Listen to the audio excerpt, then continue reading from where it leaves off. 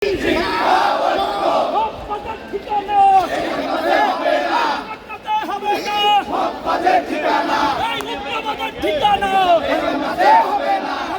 আগস্টের পরবর্তীতে আমরা দেখেছি কিছু কিছু গুপ্ত অবস্থায় যারা ছিল, যারা বিভিন্ন সংগঠনের সাথে কৃষিবাদদের যারা মদত দিয়েছে, তারা বিভিন্ন শিবিরের ব্যানারে বা অন্য ওই সংগঠনের ব্যানারে এসে তারা আবার রাজনীতি সক্রিয় হচ্ছে এবং তারা বিভিন্ন সময় বিভিন্ন ধরনের এই ক্যাম্পাসে, প্রত্যেকটি ক্যাম্পাসে এবং বাংলাদেশে যেন সুস্থতার রাজনীতি চর্চা না হয়, ক্যাম্পাসে যেন সুস্থতার রাজনীতি চর্চা না হয়, সেটা একটা মৌলকৃষি করে সেটার বিরুদ্ধে ক্যাম্পাসকে পরিবেশ নষ্ট করার জন্য পায়তারা করছে।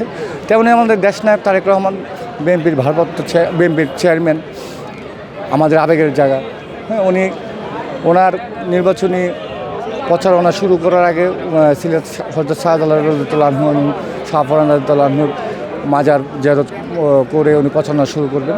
তো উনি কালকে শুরু করবেন। আর ইসলামী ছাত্র শিবিরের সাংগঠনিক সম্পাদক সাকসু নির্বাচনে ছাত্রদলের যে দায় দিয়েছেন, ছাত্রদল কোনো সময় সাকসু নির্বাচন নিয়ে নির্বাচন কমিশন ঘেরাও করেনি। আমরা প্রত্যেক বিশ্ববিদ্যালয়ের ছাত্র সংসদ নির্বাচনের জন্য ছাত্রদল প্রাণপণে চেষ্টা করেছে যেন নির্বাচন হোক। এই জগন্নাথ বিশ্ববিদ্যালয়ের যৌক্তিক নির্বাচন হওয়ার জন্য ছাত্রদল সবচেয়ে বেশি ভূমিকা রেখেছে। তো যৌক্তিক নির্বাচনও আমরা সকলে স্বতঃস্ফূর্তভাবে এই নির্বাচনটা যেন কার্যকরী হয় এবং সবসময় নির্বাচন হওয়ার জন্য প্রত্যেকটা বিশ্ববিদ্যালয়ে ছাত্র সংসদ নির্বাচন হওয়ার জন্য জাতীয়ভাবে ছাত্রদল কাজ করেছে।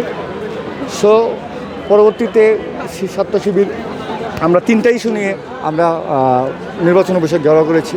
এটাকে ইস্যু বানিয়ে মিথ্যা প্রভাবণ্ড আমাদের নামে চড়িয়ে দেশনায়ক তারেক রহমান সিলেট সফরকে বাধাগ্রস্ত করে নৌ আপনার রোড এবং সকল পথ বন্ধ করে দেওয়ার যে ব্যাপার মন্তব্য করেছে, এই মন্তব্যটা একবারে মানে আপত্তিকর এবং কুরুচিপূর্ণ।